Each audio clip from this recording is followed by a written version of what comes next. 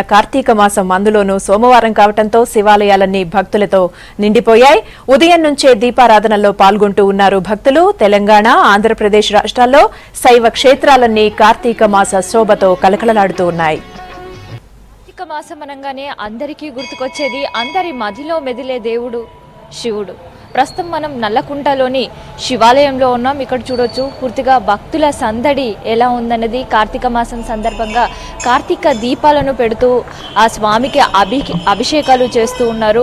మనం చూస్తున్నాం రావి చెట్టు కింద మహిళలు కార్తీక దీపాలను వెలిగిస్తున్నారు. ఈ కార్తీక మాసంలో శివుడికి అతి ప్రియమైన మాసంగా చెప్పొచ్చు. అది సోమవారం అంటే ఇంకా ప్రత్యేకత ఉంటుంది. కార్తీక మాసం ప్రారంభమై ఇవాళకి రెండవ సోమవారం.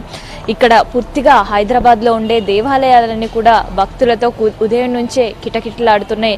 కార్తీక మాసం సందర్భంగా పూజలు చేసేవాళ్ళు, కార్తీక నోములు వ్రతాలు చేసేవాళ్ళు, కార్తీక దీపాలు వెలిగించే వారితో ఆలయాలన్నీ సందడిగా మారుతున్నాయి. ప్రస్తుతం మనం కొంతమంది భక్తులతో ఉన్నాం, వారితో మనం మాట్లాడే ప్రయత్నం చేద్దాం. కార్తీక సోమవారం ఎలా చేసుకుంటారన్నది వారి మాటలోనే తెలుసుకుందాం. అమ్మ, మీ పేరేంటి? అలివేణి. ఎలా చేస్తారు కార్తీక సోమవారం?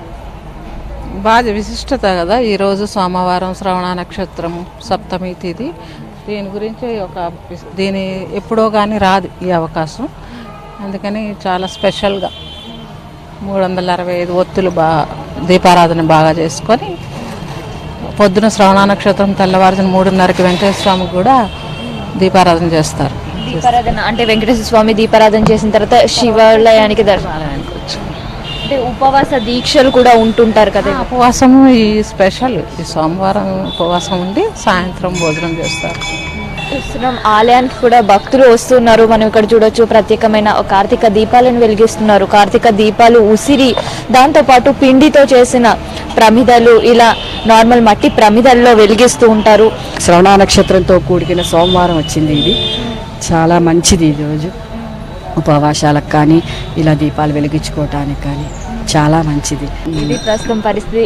శ్రవణ నక్షత్రంతో కూడిన సోమవారం కార్తీక మాసంలో రావడంతో ఒక విశిష్టత, ప్రత్యేకత దీనికి ఉంది. ఉదయం వెంకటేశ్వర స్వామి అంటే ఆ విష్ణుమూర్తిని ఆరాధించడం, అనంతరం ఈ శివుడికి దీపారాధన చేసి నైవేద్యం, ఉపవాస దీక్షలు మహిళలు చేస్తూ ఉంటారు. పూర్తిగా హైదరాబాద్లో ఉండే శివాలయాలతో పాటు విష్ణు ఆలయాలు కూడా భక్తులతో కిటకిటలాడుతున్నాయి.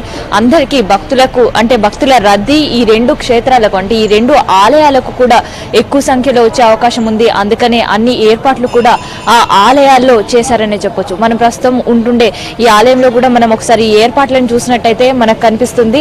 శివాలయం మనం చూస్తున్న ఒక కుడి వైపున ఉంది. ఆ శివాలయాన్ని భక్తులు దర్శించుకోవడం, అభిషేకాలు ఒక పక్క చేస్తున్నారు. పంచామృత అభిషేకం చెరుకు రసంతో, దాంతోపాటు బిల్వ పత్రాలతో ఆ త్రినేత్రుడిని పూజిస్తున్నారు. మరోవైపు కార్తీక దీపాలు వెలిగించడానికి ఇట్లాంటి ప్రత్యేకమైన స్టాండ్స్ కూడా ఏర్పాటు చేశారు. మరోపక్క రావి చెట్టు, వేప చెట్టు రెండు కలిసి ఉండే చోట కూడా దీపారాధన చేస్తూ ఉంటారు. అందుకనే అక్కడ కూడా మహిళలు దీపాలు పెట్టుకోవడానికి ఒక ప్రత్యేకమైన స్టాండ్లు కూడా ఏర్పాటు చేశారు. నెక్స్ట్ మనం చూస్తుంది ఇక్కడ ఒక హోమగుండం కూడా ఉంది. మరి కాసేపట్లో ఇక్కడ ప్రత్యేకమైన ఆ శివుడికి సంబంధించిన హోమాది కార్యక్రమాలు కూడా జరగబోతున్నాయి. పూర్తిగా ఉదయం నుంచి కూడా ఇరు తెలుగు రాష్ట్రాల్లో కూడా కార్తీక మాసం సందర్భంగా కార్తీక సోమవారం పూజలతో ఆలయాలన్నీ భక్తులతో కిటకిటలాడే పూర్తిగా ఒక సందడి వాతావరణం, కార్తీక శోభ కూడా మనకు కనిపిస్తుంది. ప్రస్తుతం ఇక్కడ నల్లకుంట దగ్గర ఉండే దేవాలయంలో ఎక్కడ చూసినా ఆ శివనామ స్మరణలతో హరహర మహాదేవ, శంభో శంకర అంటూ భక్తుల నామ స్మరణలతో మారుమ్రోగిపోతుంది. ఇది ఇక్కడ నల్లకుంట దగ్గర ఉండే పరిస్థితి. ఓటు